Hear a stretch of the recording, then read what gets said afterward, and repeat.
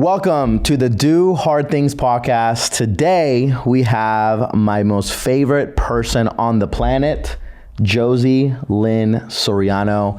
She is my beautiful, amazing wife, the mother of our children, and actually today is her birthday.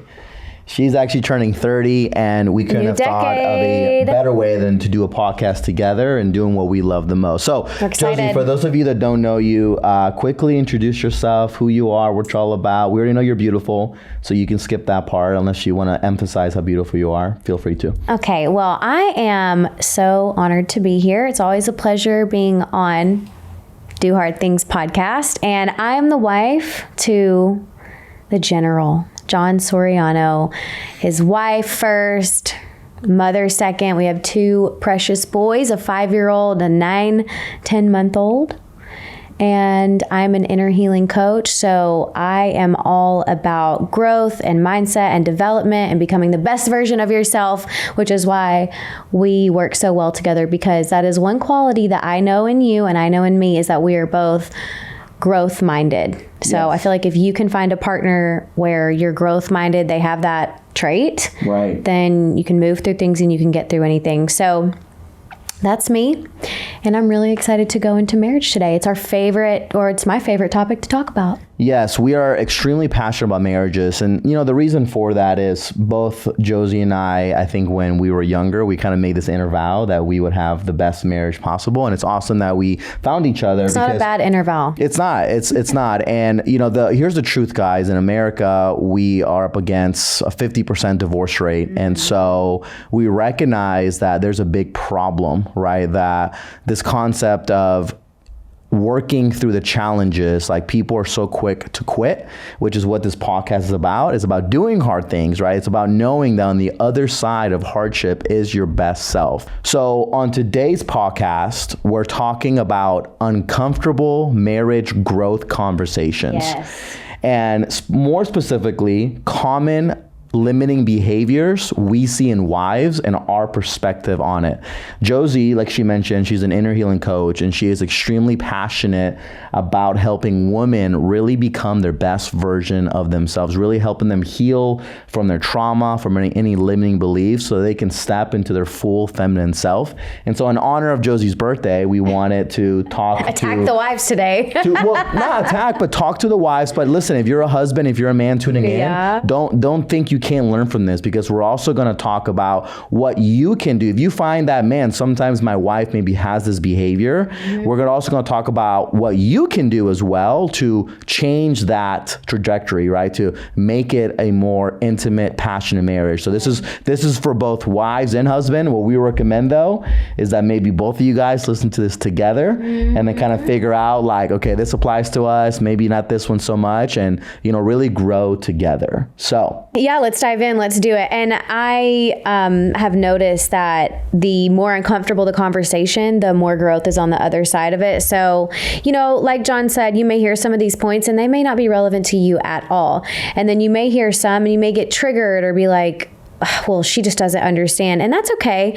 And the ones that you do feel triggered on, if you do, those are the ones that you should probably lean into the most, because there's a reason why it's ruffling your feathers. So yeah, let's dive in. Yeah, it's supposed to make you feel uncomfortable. That's right. Listen, if you listen to podcasts, doesn't matter who you listen to, and you're not finding yourself being uncomfortable, or you're not finding yourself being challenged, you're listening to the wrong podcast. Yep, tune into this one. You're listening to the wrong people. Growth happens on the other side of uncomfortable situations. All right. So the first one, Jozi Linn, is the first common limiting behavior that we see in wives is putting sex on the bottom of the list. Mm-hmm. Talk to us about that one. So I just want to say that this is not just women. These behaviors men can have too, but we're just going to pretend like it's only women. So that's the perspective, because we know there's going to be somebody who tries to say, well, that's actually my husband in the marriage, or my husband, you know.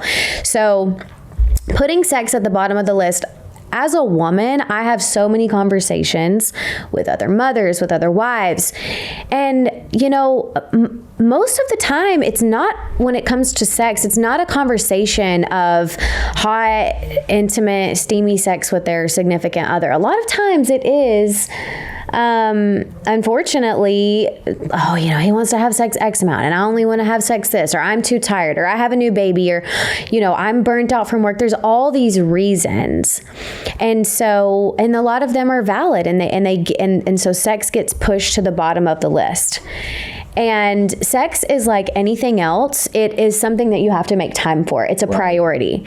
And if you want a big life, and if you're listening to this podcast, I know you do, what do you think is going to happen when you get more successful, when you open, or when you start another business, when you have to now learn how to handle abundance? You're going to have more things on your plate. Kids, new friends, more events. You need to fly to a different city, like all of these things. So you're not going to ever just have time. You have to create the time, which we're all about creating the life that you want. You have to create the time to have sex. And so that is something that when I hear it, I just don't agree with it. I think that, no matter the season, there are some seasons where I had a C-section a year ago. Like, obviously I can't have sex with my husband because I was under surgery.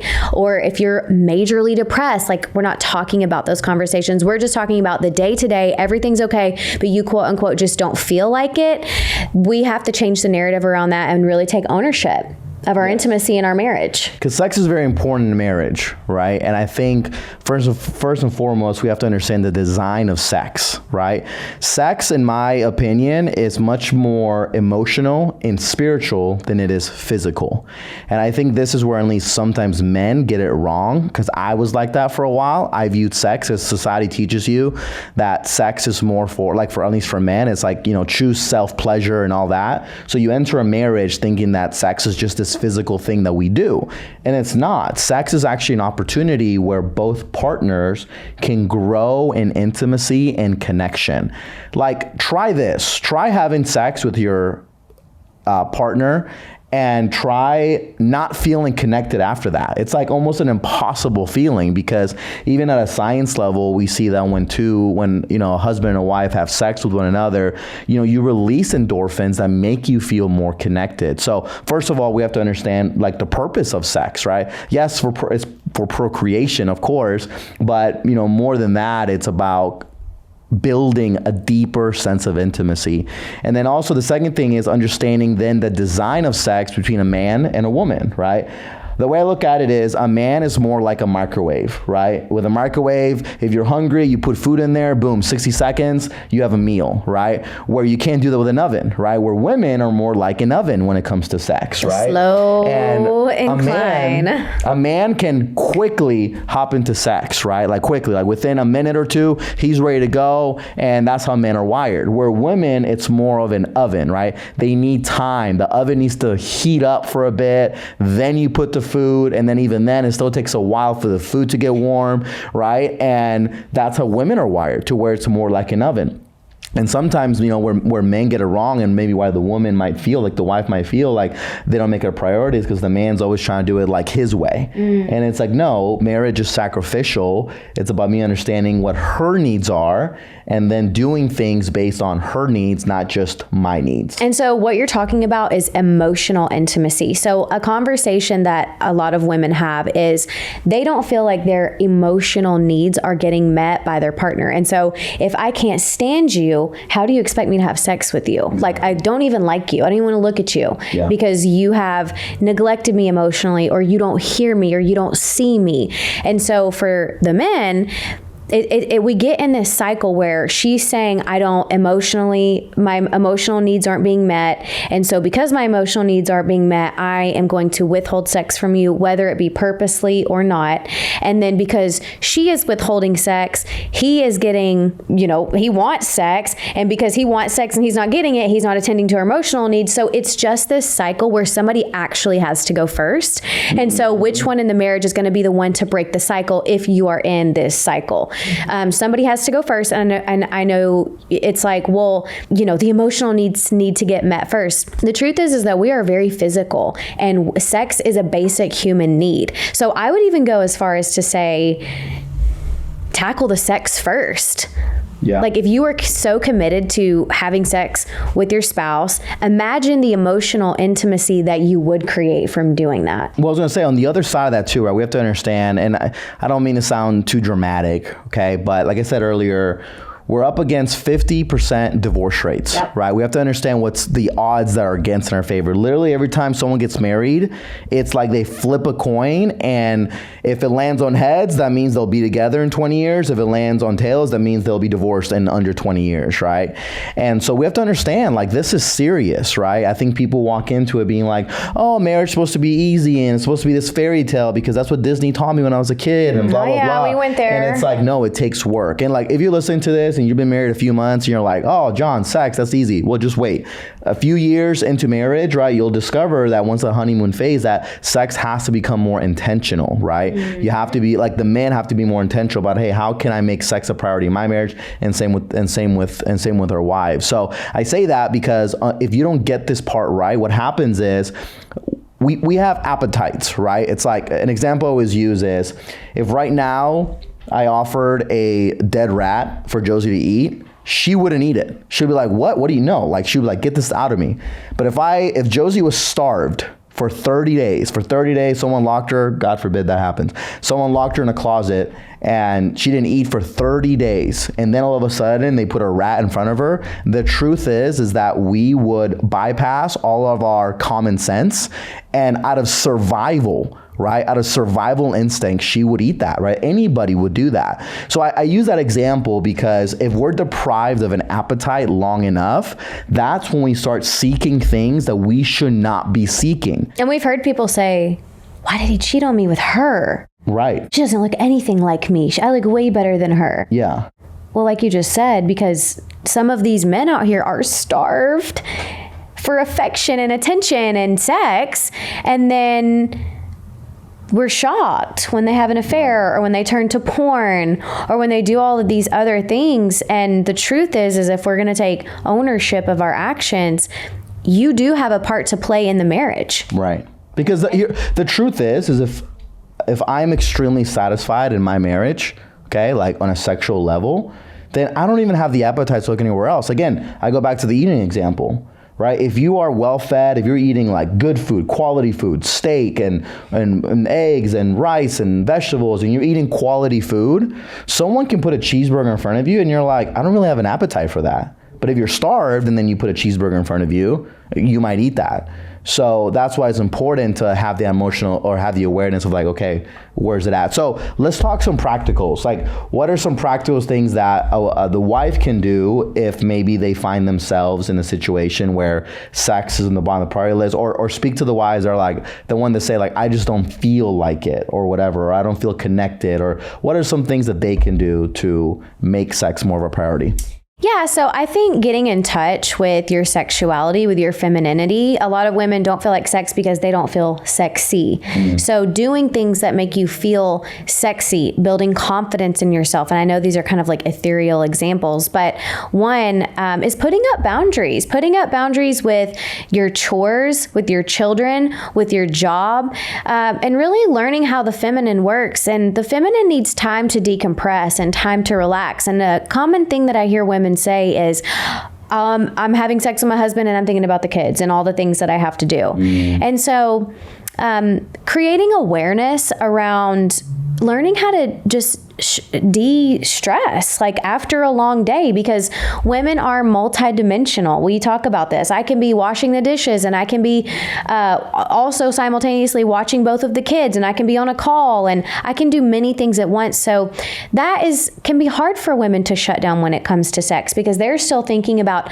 all of these other things. So having a routine, something that works for you and your spouse, something that John's really good at is creating intimacy from the morning to the evening. So men not just coming home and saying, oh, let's go, like texting or sending flowers and saying, I love you, like just get ready for later, preparing the woman for what you guys want to create later, and not just making it feel transactional, like creating awareness and intentionality and you having sex later. So I would say putting boundaries up around the children. If you got to lock the door, if you have to have sex in the morning, or whatever it is, that whatever excuse that you have to find a way to eliminate it. Yeah, and to add to, and you took what I was going to say. I think for the men now, right, if you want to create sexual intimacy, you have to be intentional about it and understand that women, they're like, most women are like an oven. You know, you have to, if you want to sex that night, you better start in the morning, right? Or it begins with something as simple as like a butt slap, right? Or like just massaging her back, or sending a text message saying like, hey, I'm thinking about you, tongue emoji, right? Whatever. Like, hey, we're just being real here. But it begins with doing the small little things, because you need to plant that seed in her mind. And then that way it's not coming off as like, oh, that's all you want, right? And I'm not saying it's going to work all the time. There's days where I've done that. And Jozi just like, we try to have sex and Josi's like, I'm just too tired that day. And that's okay, right? Like, understand that if at the end of the day your wife rejects you, you're a man, okay? You better know how to handle rejection. You can handle it. Men, you're men, right? You better know how to handle rejection. You can take, a no here and there from your wife. Now, if your wife is saying no 10 times in a row, okay, then there's probably deeper issues there, right? But if it's like 1, 2, 3 times, because whatever, she's just tired or like truly just like is wiped out, then okay, like accept it and try again the next day, all right? Yeah, and being tired and being wiped out, like that's normal. We have 2 children. We are in California by ourselves. Like there's plenty of days where we're tired and I'm falling asleep by 8 o'clock. But it's really like finding a way to remove the excuses and get to the root of what's going on. For instance, if a woman says, well, I'm just like tired, or, I have this problem, and so that really prohibits me from having sex. Like that's an excuse. I understand some medical problems are very valid. But if you do have one of those reasons, you need to figure it out and you need to get to the bottom of it, because there is nothing more important than your sex life. That's right. Like if you want to stay in a long, healthy, sustainable marriage, part of that is sex, which is why we're talking about it, because we want to break the stigma that it's weird or that it's secretive or that it's, no, this is marriage. Yes. Sex is important. Make it a priority. Openly, we openly talk about it, like I made a joke on this other podcast I was at where I will literally call my leaders sometimes, like, I run a sales organization and I will call my leaders, and the ones that are married, I will sometimes flat out be like, are you and your wife having sex? Because I recognize that even in a business world, it's important that most of my leaders are men, like 95% of them. And it's important that they are feeling sexually satisfied, because if not, that pours into the work cup as well. Yes, it does. It absolutely that's does. why we talk about it. It's not like there shouldn't be this taboo, awkward, like, oh my gosh, why are we talking about sex? Like, we'll go out to dinner with couples, and we're the couples that will start the semi-raunchy kind of conversations. We were at a wedding recently. It was like me. It was like us, the Buswells, the Ransoms, the Morgans, and we like talked about sex, and we were the ones that kind of brought it up and started the conversation. But anyway, so just understand that sex is very important. That's why this was our first kind of topic, and why we want to talk about it for a while, because it's extremely important. So moving on, Jozi. Okay, second common limiting behavior that we see in wives is being disrespectful. What does that mean? Yeah, so this one kind of can feel inverted, because we live in such a society where it's actually like people celebrate being disrespectful to men. Men are put under the bus, and we should be disrespectful to them. And if you submit to them, then you're the weaker vessel, and you're, all of these things. But I've never heard a man complain that his wife respected him too much. I've never heard a man complain that he was respected too much. And so I really do have this reverence for John.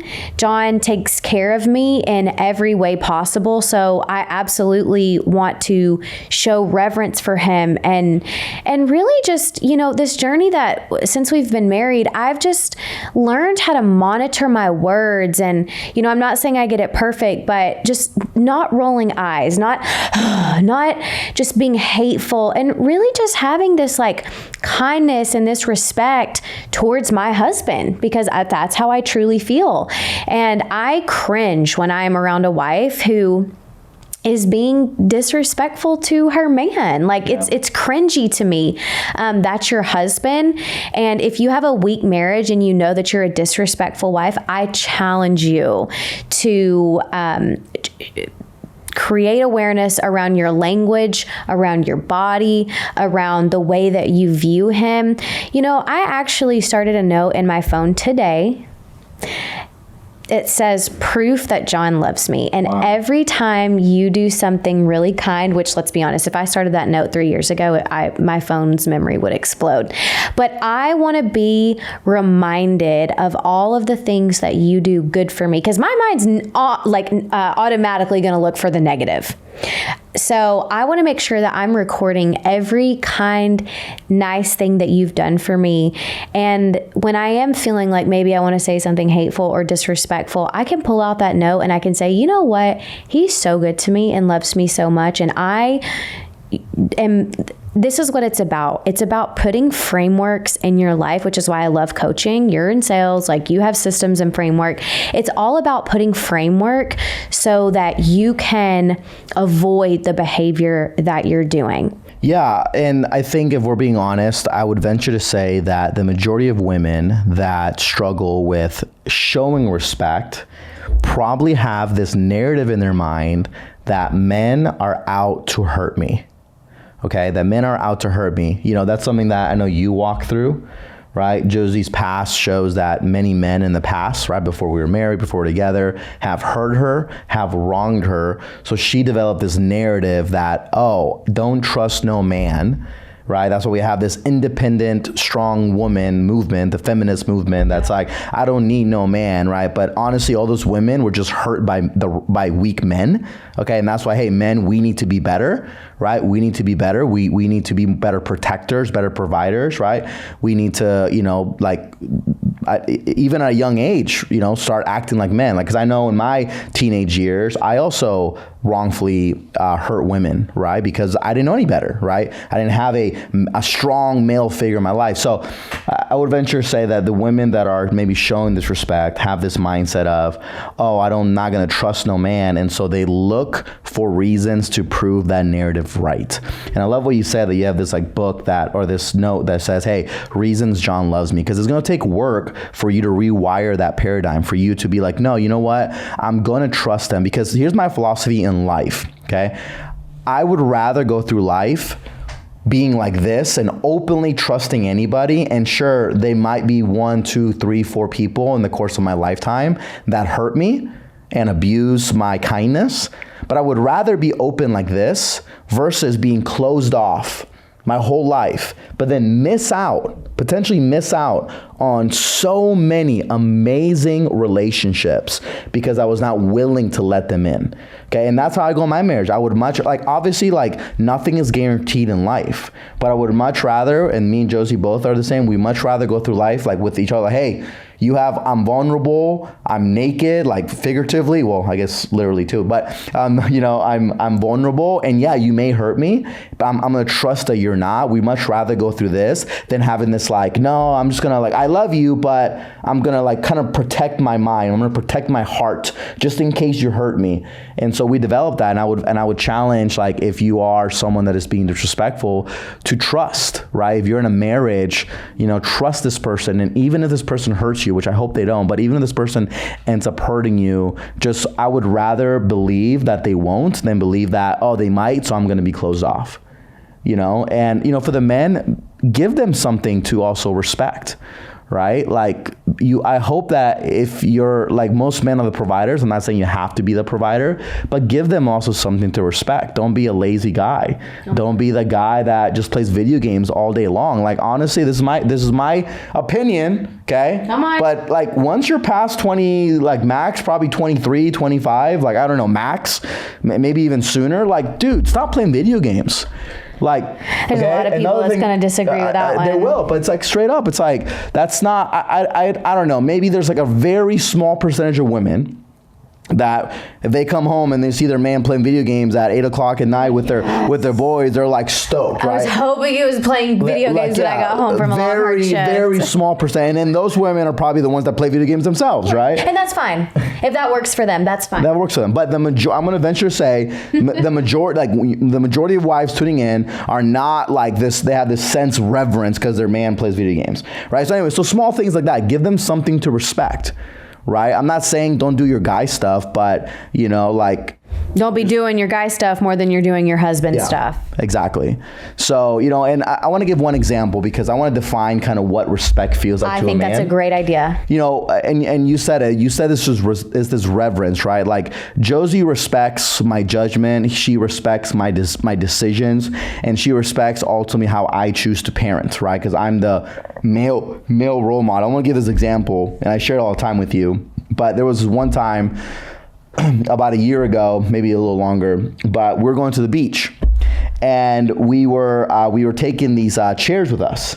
And at first, Jozi was like, "Oh, let's take my car because I have a bigger trunk space and it's going to fit in my car." And I was like, "No, I want to take my car. I believe we can put it in I believe it'll fit." And we kind of like not argued, but just debated which car. And for a little bit, and then after a while, Josi's like kind of submitted and was like, "Okay, fine, we'll take your car." Okay. And then when I tried to put them in my car, they wouldn't fit. Okay, and we sat there for, I don't know, what felt like 10, 15 minutes trying to figure out how to put how to put the chairs in the car.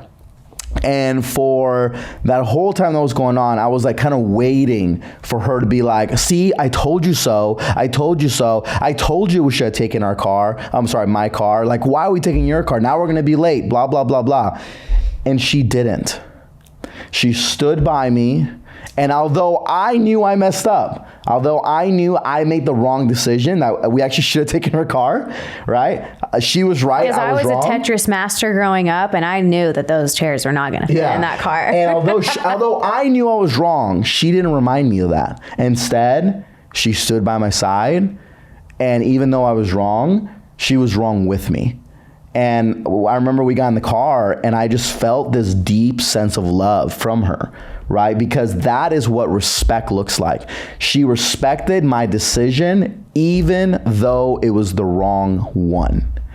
And I would challenge the wives, like, how often are you respecting your man, even if it's the wrong call? Because I'm going to say, if you can show that you are there by his side, even if he knows he effed up and he messed up as the wrong decision, but if you stand by his side and says, "Hey, I'm still here. Hey, I still support your decision," he will feel this immense amount of love, because men want respect more than they actually want love. Yeah, but there is like such a spirit of control where women feel like they need to control because they are the ones who know better, and they are the ones who, I'm the one that's in control of this, and I'm the one. And the deal is you can be in control of things, that's fine, but let your man be a man. Like, if you are married to a pansy man, one of the first questions I would ask is, well, how manly are you as a woman?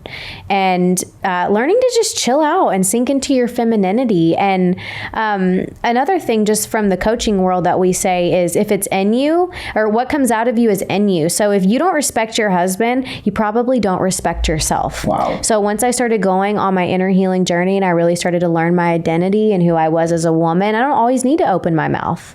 I don't need to prove my point. I don't need to prove my worth. I don't need to cut you down because I have me built up. Right. And so a lot of women who have low self-worth, they are, threatened by things and they get disrespectful. So let's move on to some practicals. So one that comes off the top of my head for practicals is picking up the book Love and Respect. So for you readers out there, love and respect. And the premise of the book is that women want to be loved and men want to be respected. And learning what respect looks like and learning what your husband needs. Men don't need to be adorned and loved like us women do. Do they need it? Of course, but not to the extent that we do. They want to be honored and respected and be the knight in shining armor. And learning how to give that to your man, it's there's a lot of fruit in that. So that's my practical. Pick up the book Love and Respect. Yeah, it's really good. Yeah, and then on the on the man side, like I would say, going back to what I said, give them something to be respected of. You know, like I think, men, it's our responsibility. Like we can't just like how trust is earned, I think so is respect. Respect is earned. Okay. So figure out like, you know, that's why the word submission, like every man wants a wife that is submissive, right? We hear that a lot, but the term submission implies there's the word mission in it. And it is our responsibility to give the mission. It's our responsibility to think of the mission, to guide the mission, right? To protect the mission. Because when you have a mission, your wife will, then that's where submission comes from, right? So give them something, because if you have no mission, if there's no goal, there's no purpose, if your wife is like, where is this marriage really even heading? I remember one of the wake-up calls for me was a few, I don't know, maybe months ago or even a year ago, but semi-recent. Jozi literally one time asked me, she's like, John, where is our marriage heading? Like, what are we working towards? And I felt such a deep level of conviction, because I could tell you where my business was heading. Oh. I could tell you where maybe my parenting was heading, where my fitness was heading. I could tell you that. But she said that, I'm like, wow, we don't really have a goal right now. Like, I have not sat her down in a long time and been like, all right, babe, here's the mission. This is what we're working towards, right? And right now I can say that like currently where we're at, right now our mission is we're on a mission to get a house in San Diego, right? Not just any house. We want like a nice house, right? And so currently that's our mission, right? That's what we're doing together. And that's one of many things, actually. We have a few things, but that's one of many things, okay? So men, have a mission. Okay, have a mission, and then get the buy-in from your wife, because if your wife is bought in on it, she will submit to that mission, and then you're giving her something to respect. Okay, so let's go to the next one, Joe, which is kind of like ties into what we've already been talking about. It's a little different, but we can touch on a little bit. So another common limiting belief that wives have is nagging instead of being his cheerleader. And let me say this, like, every man wants a cheerleader. Every man. That's why in high school, every man always was like, every man wanted to date the cheerleaders, right? Let's just be real. Every man in high school is like, man, I wish I could date the cheerleader. I wouldn't have been your type. I was a softball player. Okay. Well, I want a softball player too. But we wanted all the girls. But because every man does want a cheerleader, right? Yeah. The man's ego, okay, we do have an ego.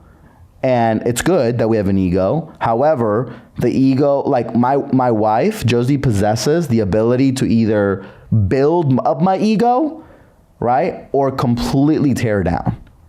And so when she's my cheerleader, then my ego is boosted. And again, ego is a good thing. Ego doesn't have to be this bad thing. I feel like ego has a bad rap, right? It doesn't have to be this bad thing, right? Ego is the sense of like a worth that a man has, that this purpose that they have towards life. And so talk to us about that. Like, what does that look like in your lane? Like, what does nagging look like? I think that nagging is, to a man, naturally is such a turnoff to him. I think there's a reason why it is repeated in the Bible, in the book of Proverbs, to not be a nagging wife. The Bible actually says that a man is better on the corner of his house than in the house. A man is better off on the roof of his house on the corner than in the house with a nagging wife. Now, let's just break that down. A man is better outside in the elements, in the hot, in the sun, in the rain, on the corner of a roof, which means he's probably about to fall off on the top of that very uncomfortable roof. That is a better location for him than in a home with a nagging woman. Wow. Like, that's how powerful in a disempowering nagging is to a man. And I think that, you know, as women, there is this art to like being a wife, and I'm like on this journey. But let me give you a prime example. So saying something like, babe, the trash needs to be taken out. This is what I say. And I have a house full of boys. I'm so blessed. I'll say, man, this trash needs to be taken out. Where is a big, strong man that can do it? And my husband and my 5-year-old and the 10-month-old, they all just come crawling because Mama needs a big, strong superhero to take out that trash for her. That's the ego, right? You boost up the ego. I gave you an opportunity to be the knight in shining armor. So it's micro shifts in the way that you show up in the marriage instead of just, I mean, you could choose like one of two avenues and look at how different the outcome's going to be. If if you're nagging and griping about it, yeah, he'll do it. But man, if you just learn how to have that micro shift in conversation, you'll have the men running to you to take the trash out because you are, taking on more of that cheerleader role. Right. No, it's really good. And I love how you said it. It's these micro shifts. Okay. And I love how you said that, especially that small change of nagging about the trash versus just like, oh, I'm looking for a strong man. And I know like it's hard to, if I hear that from the man, it's hard for me to be like, nah, I'm not gonna go do it. Cause then I already know what I'm implying is that I'm not a strong man. And I'm like, which man wants to say they don't want to be strong? Right. So that's really good. Definitely, it's a big one. Yeah. And, something that I didn't realize when we got married until after we had already been married, I wish somebody would have told me, which is why I'm telling you guys right now, is you are going to have to repeat yourself over and over again in marriage. So I used to say, this should be common sense to you, because to me it was common sense. But the deal is that he is his own person experiencing his own reality and I am mine. And so common sense for him doesn't look the same as common sense for me. And so if Jozi wants flowers once a month, instead of asking for flowers once a month and expecting him to do it, instead of asking him once and expecting him to do it every month, I could just go ahead at the first of the month and say, baby, I love flowers and sunflowers are in bloom.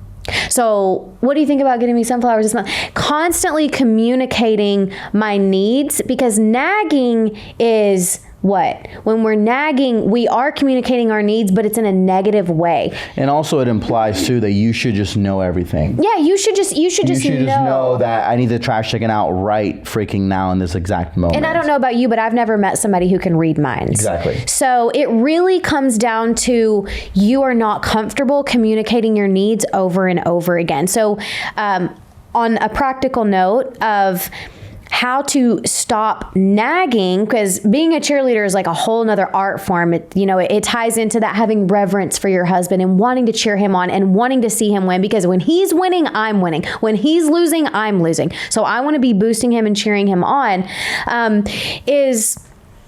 And this is something that I've done, take out a piece of paper and write down your needs. You can break it up into categories: my needs sexually, my needs chores around the house, my needs for date night, whatever. Write those needs down, give it to him, put it in a place where he can see it. You also write it down so that you can continue to communicate your needs. It's going to take time for your husband to understand what needs that you have. And even if you guys have been married for 10 years, you're still going to have to communicate those needs. So just shifting that nagging to communicating. Yeah.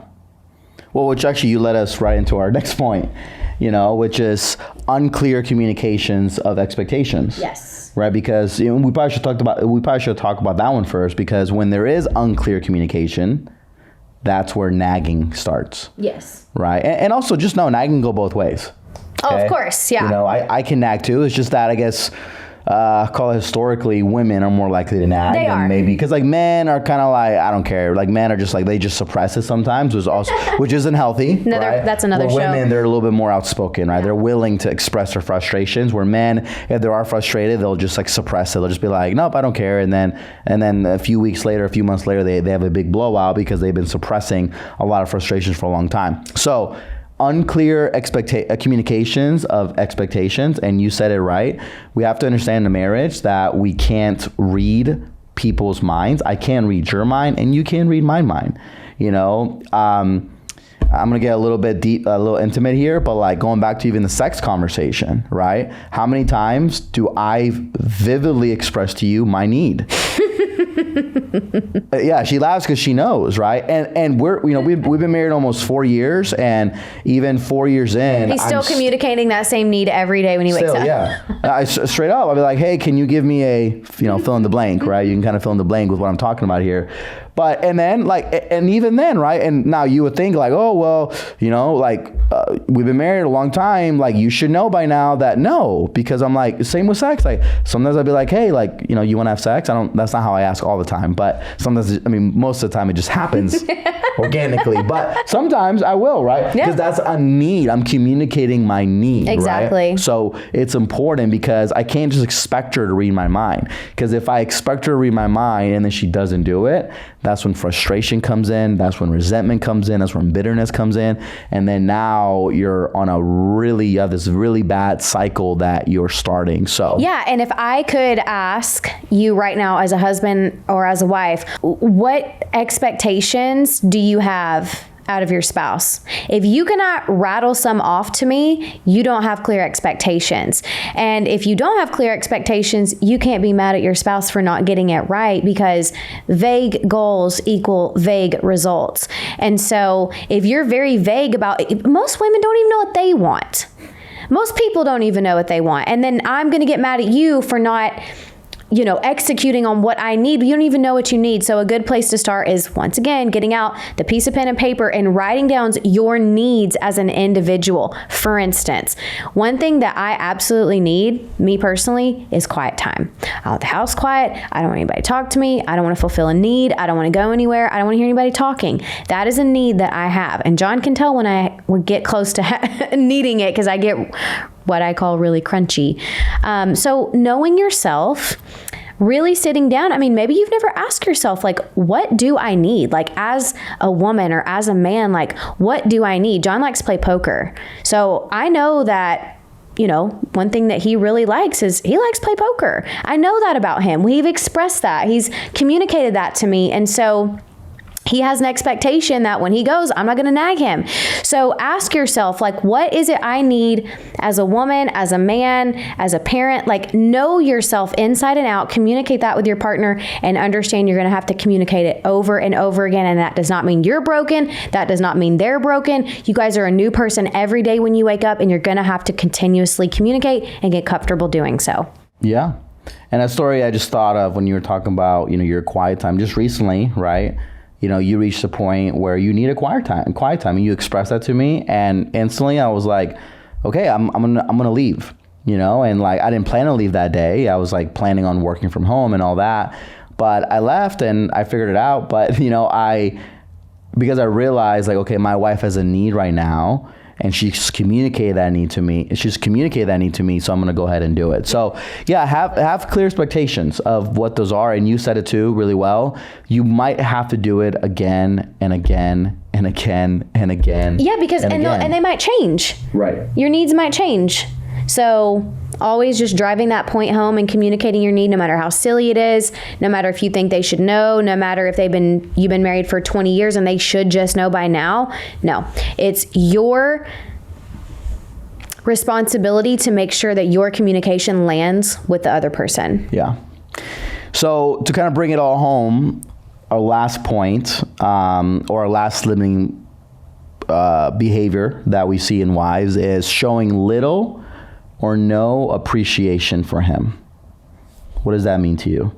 Well, one thing that I say is what you appreciate will appreciate you. And I remember I have a unique perspective. I was a single mother. So I know what it's like to not have a husband. I know what it's like to not be able to be a stay-at-home mom / entrepreneur. I know what it's like to have to do life by myself. And that gives me a very deep appreciation for all that you do. And, something simple that I do every single day, I don't even have to think about it. It is second nature at this point, is the first thing I would do when I wake up. I thank God for you. I thank God for our children, our health, our family. Every single day. I have programmed my mind at this point that I'm grateful. Right.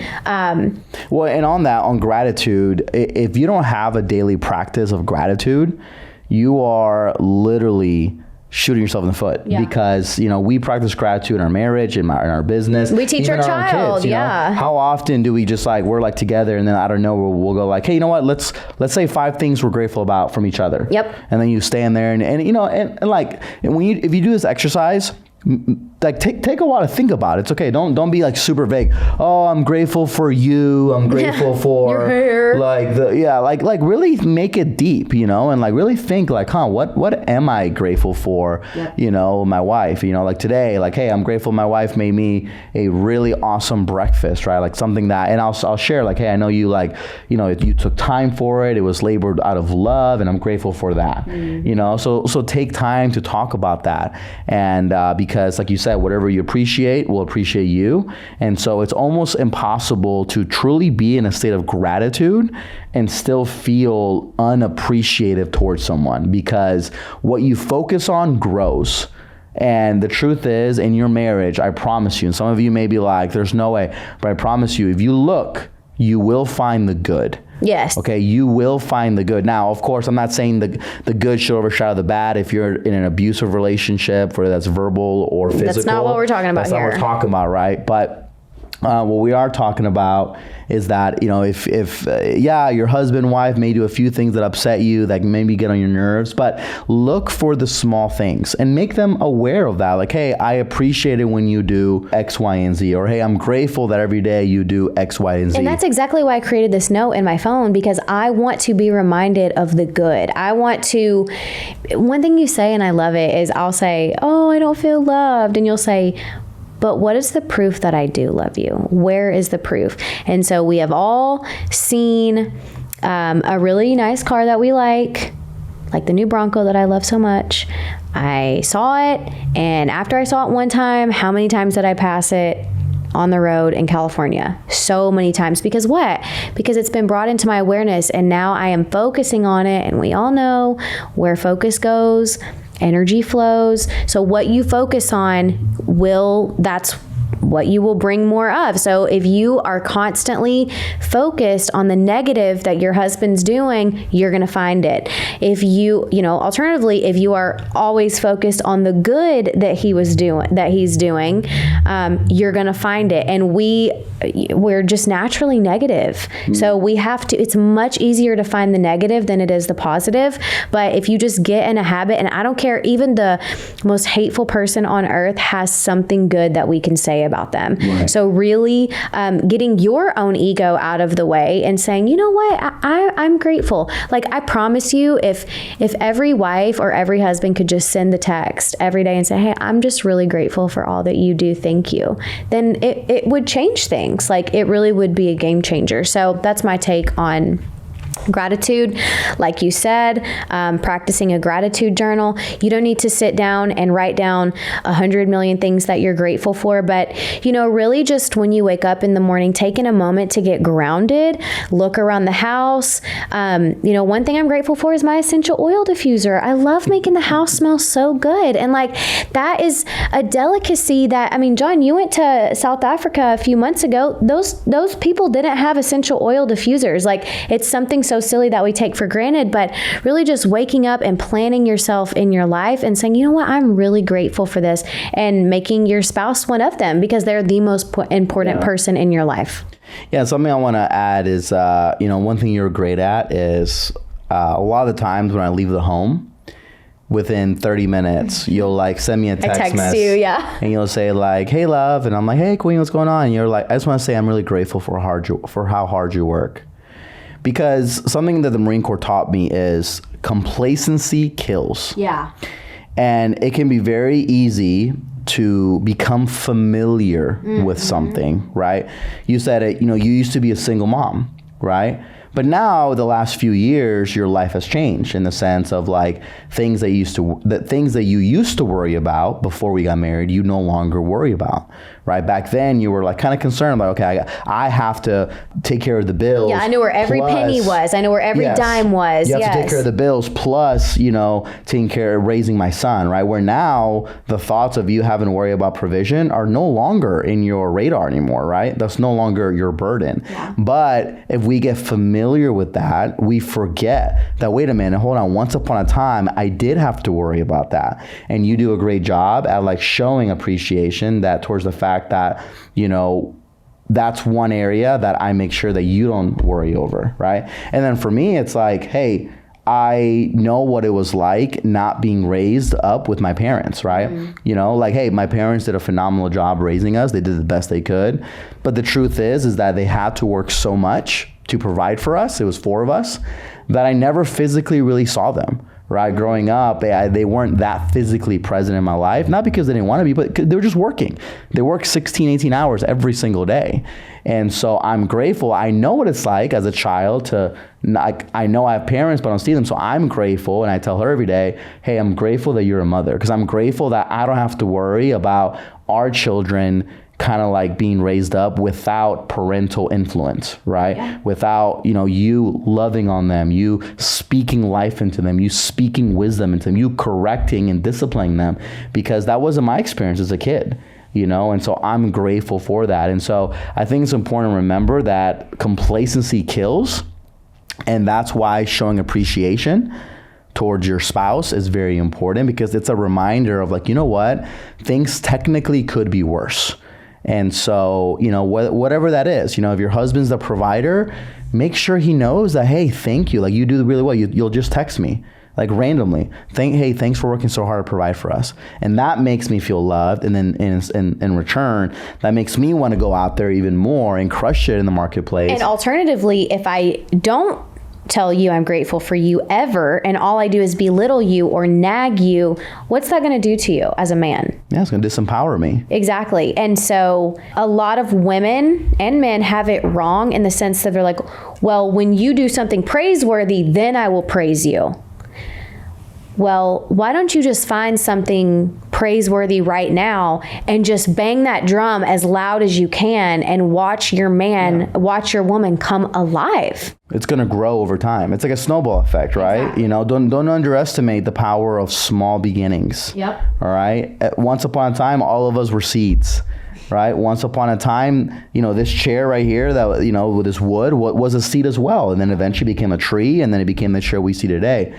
Right? A snowball, if you roll it down a hill, if you give enough momentum, it'll become a big snowball. So same thing. And that's why I love what you said, because if you learn to appreciate even the smallest of things. Yes. Don't underestimate the power of doing that over a long period of time and what that can turn into. Because it can start from hey, I appreciate that you get up in the morning with me, or hey, I appreciate that you're going out there and least and working for us, to you never know, it might turn something bigger over time. So that's really good. So we're going to go ahead and wrap up, Joe. I think this was really awesome. This was our part 1, right, of uncomfortable marriage conversations. Jozi and I are not afraid to get uncomfortable. Right. And so, Jozi, where can people find you on social media? I mean, I think everyone tuning in probably already knows where to find you. You're obviously on my bio, but at Jozi Linn. But I'm going to give kind of a shameless plug to Jozi.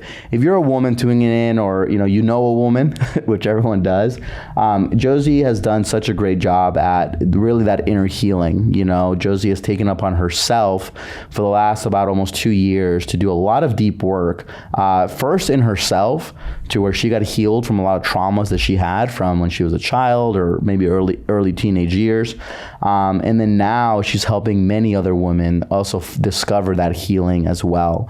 And so again, if you're a woman or a woman, connect with Jozi. She has been remarkable at that. She has testimony after testimony of women that have worked with her that have really found healing. So you want to share a little bit on that? Yeah, I just, I think that all women and all men, like we just need that spiritual mother, that spiritual sister, somebody who we can look up to, that we respect their marriage, we respect their business, we respect their finances, we respect what they're doing. And we need those people to pour into us, because we are taking the paradigms and we're taking everything that we've learned from our parents who did the best that they could, and we're so grateful for them. However, we want to be better than them, and they want us to be better than them. And so in order to do that, you cannot keep following the same pattern that you were raised under. You have to have a different pattern. You have to see a different way of being. And I really like to look at myself as that like older sister who has been through a lot and who is here to like hold you high in your journey, but also push you and challenge you to be better. So I have a podcast too. It's the Listen Sis podcast. And my Instagram is at Jozi Linn. And I just want to say that me and John will often be sitting in our home and he'll get a DM from a guy who, you know, saw a live or a podcast that we did, or I will get a DM from a woman, and those light us up.